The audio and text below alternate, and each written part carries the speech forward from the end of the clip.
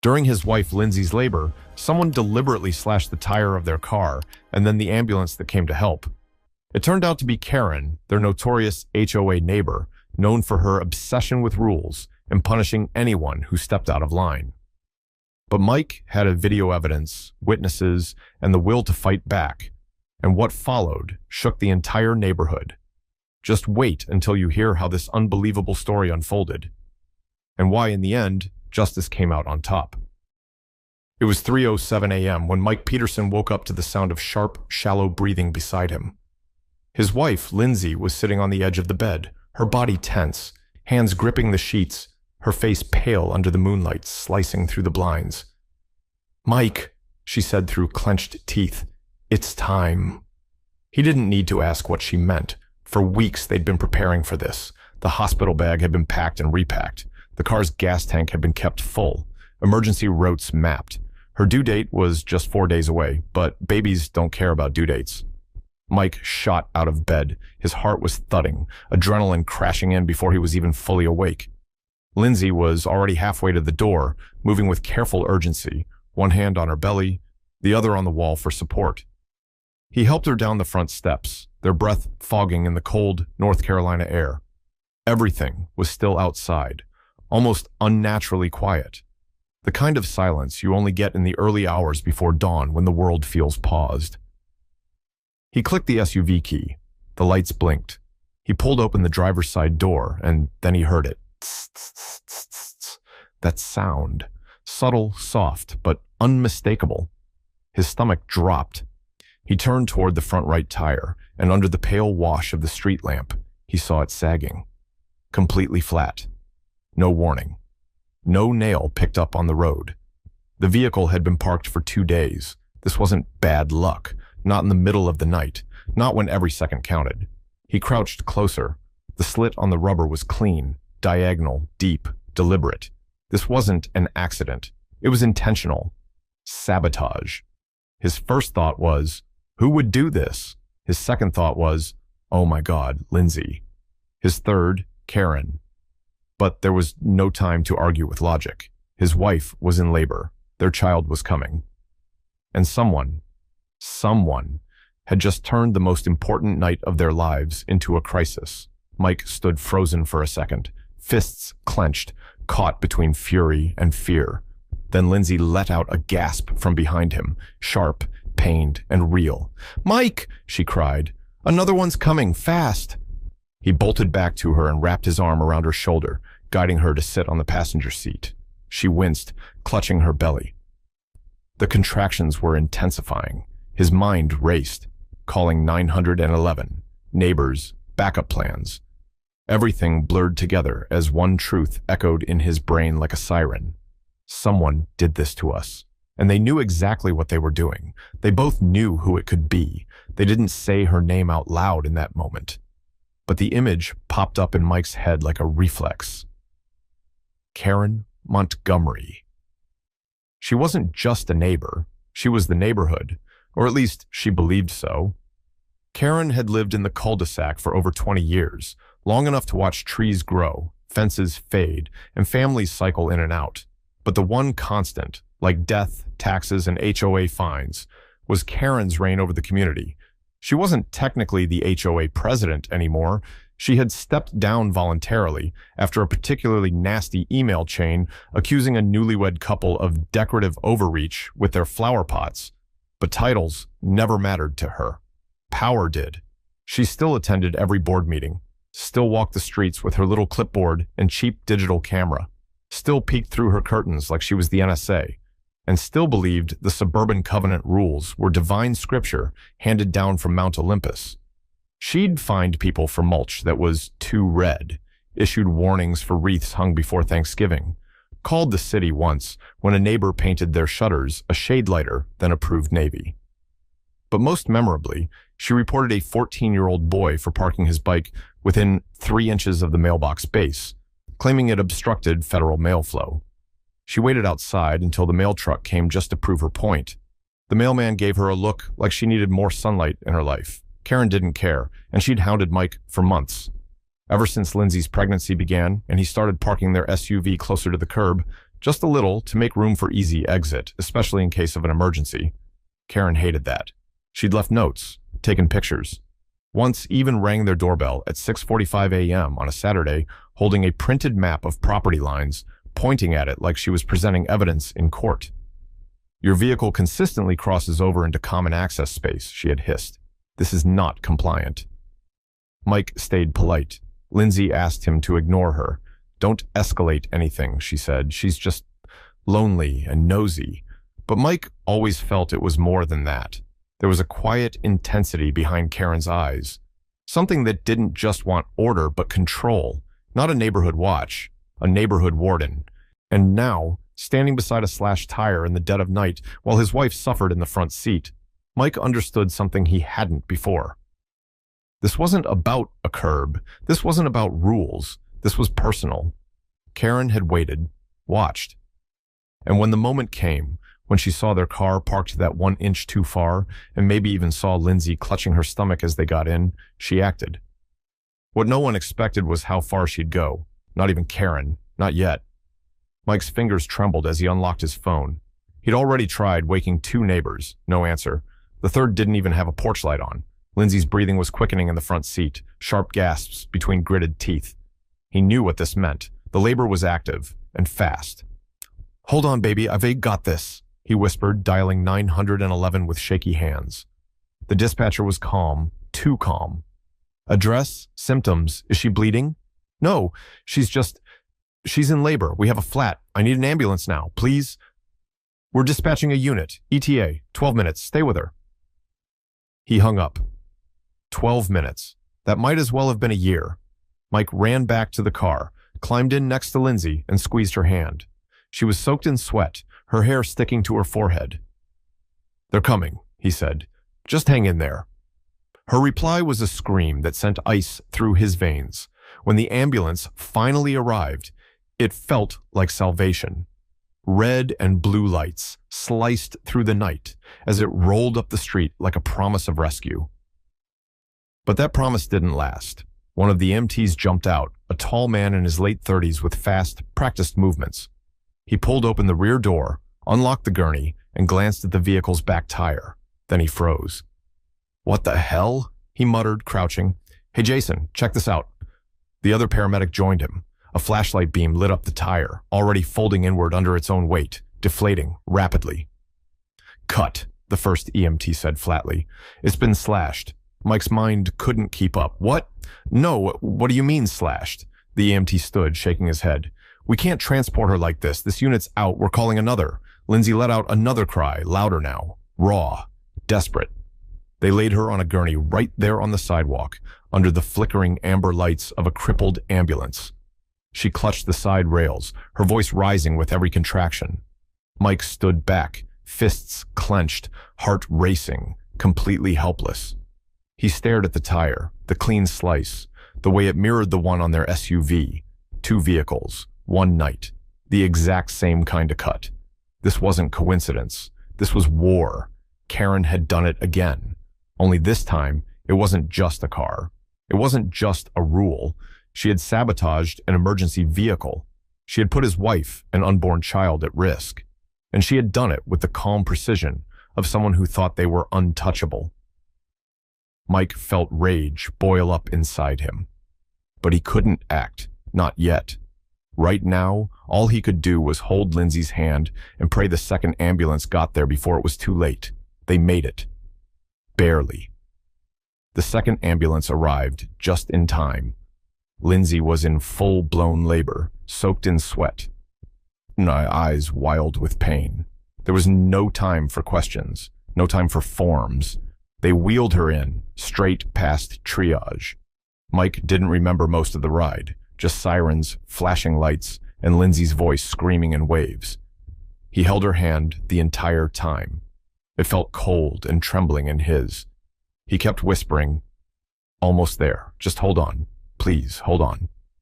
At 4:21 a.m., their son, Ethan Michael Peterson, was born. Healthy, 7 pounds, 6 ounces. But not without consequence. There had been no time for an epidural. Lindsay had to deliver naturally, in full pain. She was exhausted, traumatized, but she still managed to smile through tears when she held their son for the first time. Mike kissed her forehead, but deep inside, something else was stirring. Not relief, not joy. Rage. Cold, focused rage. He waited until Lindsay was resting before he stepped out into the hospital hallway. He pulled out his phone and called Doug. Doug was a good guy, ex-Marine, the type who always waved and offered to help lift furniture. His security camera pointed directly across the street toward Mike and Lindsay's driveway. Mike had seen him testing it once after a package theft last year. "Hey, Doug, can you check your camera from last night?" Doug didn't ask why. He just said, "Give me an hour." Mike came by later that afternoon. Doug met him in the garage, laptop already open, playback rolling. It didn't take long.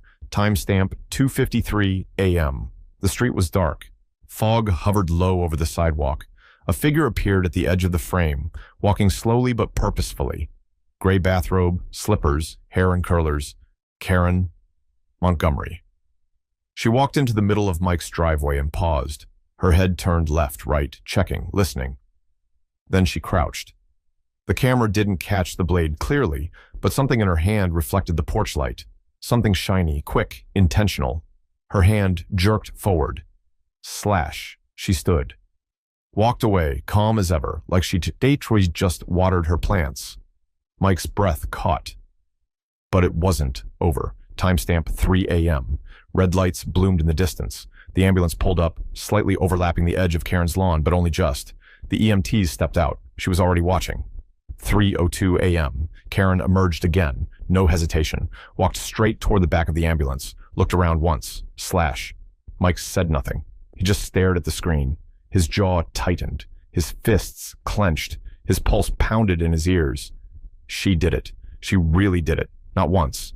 Not out of panic. Twice. With intent. With planning. And she watched the ambulance come before she acted. Doug sat beside him, wide-eyed. "Man, you gonna call the cops?" Mike didn't answer at first. He just stared at the freeze frame of Karen walking away into the fog, the knife still dangling from her hand like it was a gardening tool. Then he said, cold and certain, "No, I'm gonna press charges." By the time Mike walked into the police station, the sun was already setting.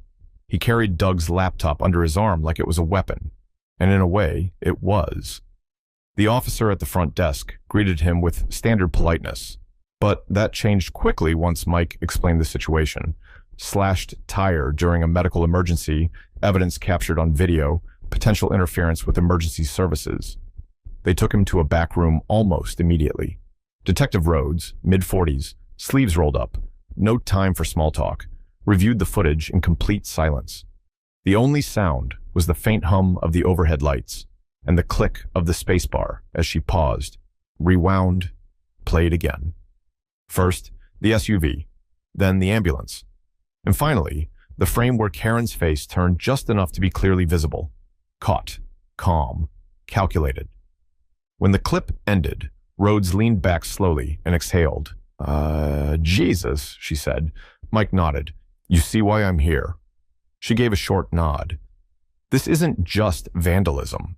That's obstruction of emergency medical services, possibly reckless endangerment too." "Is that enough to arrest her?" Rhodes looked him straight in the eye. "It's more than enough." The arrest came the next morning, 7:32 a.m., the kind of hour when people are walking dogs, watering lawns, sipping coffee. Perfect for Karen's usual inspection walks. But this morning, the neighborhood saw something very different. 2 patrol cars pulled up to her driveway. Mike didn't see it in person, but Doug did, and he filmed it from his porch. Karen answered the door in the same bathrobe she'd worn the night of the incident. No clipboard, no smug smile, just confusion that quickly twisted into panic. She screamed before they even cuffed her. "This is harassment. That footage is fake. You can make anyone look like anything these days. Deep fakes. I know my rights." The officers remained calm, professional. One read her the charges.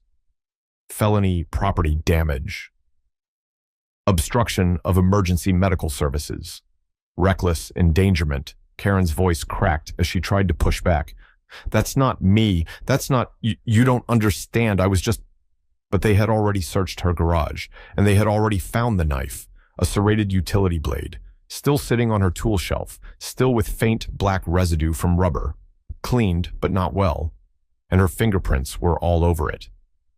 The lab would confirm it within days, but even then the video was irrefutable. She did it. And this time, she couldn't hide behind HOA bylaws, vague language, or neighborhood technicalities. This wasn't a dispute over hedge height or mailbox design. This was criminal, this was real, and it was over before it even began. By the afternoon of Karen's arrest, the story had already outgrown the quiet cul-de-sac. It started with a single post in the neighborhood Facebook group, Willow Bend Neighbors and Friends. Someone simply wrote, "Did anyone else see Karen getting arrested this morning? Cops showed up around 7:30. She was yelling something about deepfakes." And like striking a match in dry grass, the comments ignited. At first, just shocked reactions, then confusion, then recognition. Wait, is this about that pregnant woman from Maple Drive? My God, is it true? She slashed their tire? Within an hour, people were digging up receipts. Not literal ones, though there were plenty of those, but memories. Years of them. She once fined me for having Halloween decorations still up on November 2nd. She called animal control because my dog barked once during a Zoom call. She left a printed letter on my car windshield because my bumper was facing the wrong direction. I cried in my garage for 2 hours. But the most chilling came from a mother named Tracy. She threatened to report my 6-year-old daughter for drawing chalk butterflies on the sidewalk, said it was defacing community property. What kind of person does that? Another user posted a photo of a violation notice from 2021, $75 fine for leaving a trash bin out during a level 3 thunderstorm. Karen had taken a timestamp photo of the bin, soaked, tipped over, with hail still on the ground. It was like watching a dam collapse. One story led to another and another. People who had never spoken up started commenting, sharing, liking, supporting. For years, Karen had ruled with intimidation wrapped in bureaucracy. She didn't yell, she wrote formal letters. She didn't confront, she documented. She didn't threaten, she reminded you of the rules. But now, her paper-thin kingdom was burning. By the end of the week, the HOA board quietly met behind closed doors. Karen technically hadn't held an elected position for the last 2 years, but she still chaired compliance committees and led community patrols. That ended now. The board issued a formal statement. "We do not condone the actions of Miss Montgomery. Effective immediately, she will no longer be permitted to serve in any volunteer or leadership capacity within the HOA. We are reviewing past complaints that may have been improperly dismissed." It wasn't just a slap on the wrist, it was exile. Mike and Lindsay, still recovering at home with newborn Ethan, began receiving messages, dozens of them, apologies, gratitude, embarrassed thank yous. "We should have spoken up sooner. I'm sorry you had to go through that to finally stop her. You two are the reason things are going to change around here." Even Doug, the neighbor who provided the video, stopped by with a casserole and a sheepish grin. "We've all been too afraid of her for too long," he said, "but not anymore." For the first time in years, the neighborhood felt lighter. No notes taped to mailboxes, no cars being photographed, no quiet dread when someone walked their dog a little too late. Karen was gone, and with her, the fear that had held a community hostage behind white fences and perfectly trimmed lawns. Something had finally cracked. And through that crack, the first real breath of freedom. The courtroom was full. Not just with legal personnel, but with neighbors, locals, journalists, HOA critics, even a few people Mike didn't recognize, probably from nearby towns who had heard the story on the radio that morning. It was standing room only by the time Karen Montgomery shuffled into the courtroom, her wrists cuffed, her shoulders stiff, her expression flat, but not humbled. She was still in control, or at least trying to act like she was. Her hair was brushed, lips slightly painted, but her eyes flicked around nervously, scanning the gallery for familiar faces. She found them: Mike, Lindsay, Doug, and half the neighborhood that once pretended not to see her power plays. For the first time in decades, Karen stood in a room where she wasn't the one in charge. Her lawyer, a crisp, expensive type who clearly had no idea who his client really was, began with a rehearsed statement. "Your Honor, this is a tragic misunderstanding. Miss Montgomery believed the vehicle in her driveway was unauthorized and potentially dangerous. Given her history of community involvement and safety awareness, she reacted based on concern, not malice. Mike couldn't help but glance at Lindsay. She looked down at their sleeping son, wrapped in a soft blanket on her lap. Her knuckles were white from holding it too tightly. The prosecutor, however, didn't miss a beat. He stood tall, voice calm but sharp, like a scalpel. Concern for safety? Your Honor, the defendant deliberately slashed the tire of a vehicle parked in a public residential space, a vehicle belonging to a woman in active labor. That act alone could have endangered 2 lives, but she didn't stop there. She then waited, observed, and intentionally disabled a state emergency response vehicle, an ambulance, with EMTs inside. That's not concern. That's calculated interference with life-saving services. That's not a misunderstanding. That's cruelty. The room fell quiet. Even Karen's attorney shifted awkwardly in his seat, knowing that no amount of HOA language or suburban etiquette could make that sound reasonable. The judge, a no-nonsense woman in her early 60s with a sharp gaze and zero tolerance for dramatics, adjusted her glasses, then delivered her decision without delay. Bail is denied. Given the severity of the charges and the reckless endangerment involved, the court finds sufficient cause to remand the defendant into custody until trial. Karen blinked. Once. Then again. She opened her mouth, but no sound came out. A bailiff moved behind her and gently tugged her by the elbow. She hesitated, still waiting for someone, anyone, to save her. But there were no allies left. Only the slow scrape of her heels across the tile floor as she was led out of the courtroom, head down. That evening, her mugshot hit the local news. Pale, tight-lipped, and as tired, the headline was everywhere by 7 p.m. HOA woman arrested for slashing ambulance tire during neighbor's labor. The comments sections ignited. Karen finally got what was coming. So much for community values.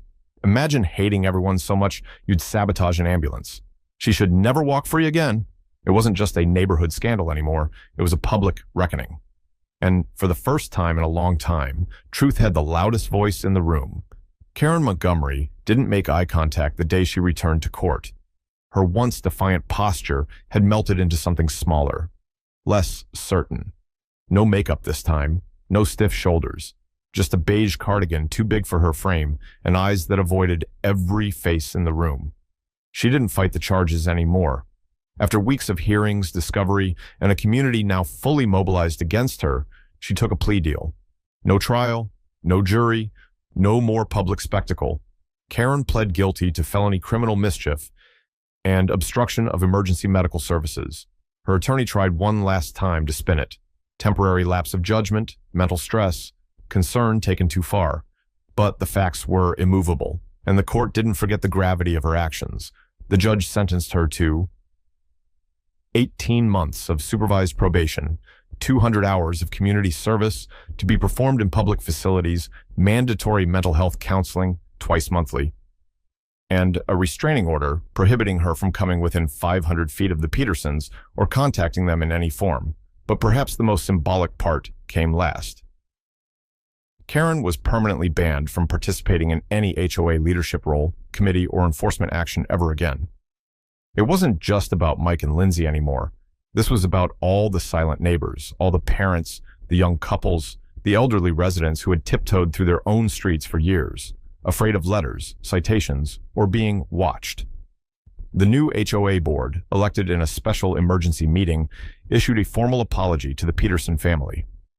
We regret that our inaction allowed this to escalate so far. We are deeply sorry for the stress, danger, and harm inflicted on you. All previous fines and citations issued by Miss Montgomery have been rescinded, and her authority is no longer recognized in this community. Mike didn't say much during that meeting. He didn't need to. Lindsay, holding baby Ethan in her arms, simply nodded once and said, "Thank you." That was enough. In the weeks that followed, something changed in the neighborhood, slowly, quietly, but undeniably. People started smiling again on their morning walks. Kids drew chalk shapes on sidewalks without glancing over their shoulders. Trash bins sat out a little longer after storms, and no one seemed to mind.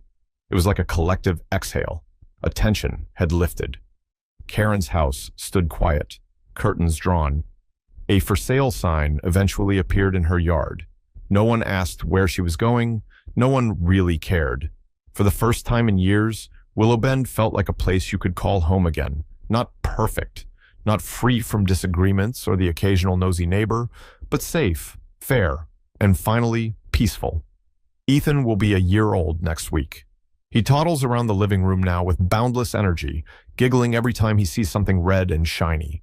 Fire trucks are his new obsession. He squeals when he hears a siren and points like it's a celebrity sighting. His favorite toy? A plastic ambulance that makes real sounds. Irony, perhaps, but the sweet kind.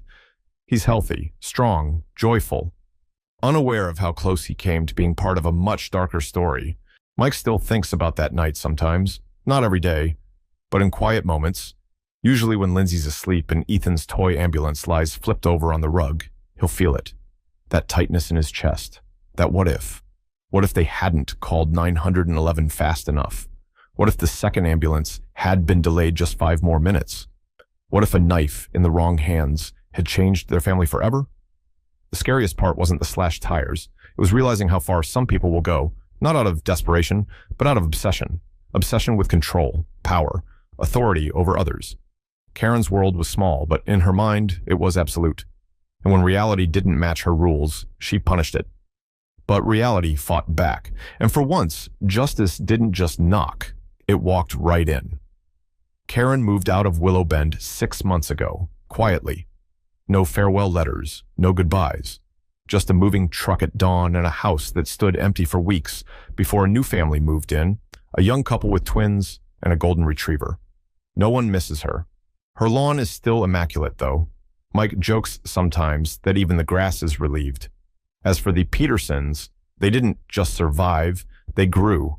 The experience changed them, made them slower to judge, quicker to speak up, and more connected to the neighbors they once barely knew. Doug now brings over coffee most Saturdays. Tracy's daughter draws chalk murals in front of their house, and Lindsay keeps a box of spare pastel sticks just in case she runs out. The neighborhood isn't perfect. No place is. But something about it feels earned now, like it went through fire and came out wiser, kinder. Sometimes, Mike thinks back to all the warnings Karen used to issue, the rules, the letters, the threats about fines and community standards, all dressed up in legal jargon and printed in 12-point Times New Roman. But monsters don't always roar. Sometimes they smile through fences. Sometimes they wear soft cardigans and quote bylaws like scripture.